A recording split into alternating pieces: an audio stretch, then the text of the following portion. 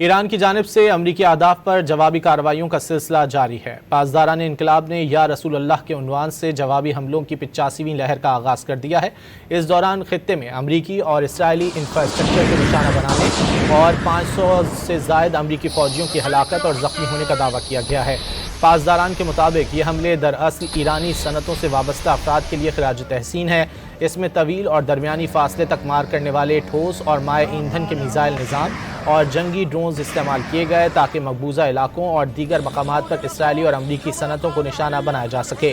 پاسداران انقلاب کے فضائی دفاعی نظام کی فائرنگ سے شیراز کی فضائی حدود میں ایک امریکی اسٹریٹجک ڈرون MQ-9 مار گرایا گیا، جبکہ صوبہ فارس کے جنوب میں ایک امریکی F-16 لڑاکا طیارہ بھی نشانہ بنا جو سعودی عرب کے ایک ہوائی اڈے پر اترنے سے پہلے ہی تباہ ہو گیا۔ ایران نے گزشتہ رات سے اب تک سعودی عرب میں الخرج بیس پر 5 امریکی فیولنگ جیٹس کو نشانہ بنانے کا دعویٰ کیا ہے۔ ان میں سے 2 مکمل طور پر تباہ ہو گئے جبکہ 3 شدید نقصان پہنچنے کے باعث ناکارہ ہو گئے ہیں۔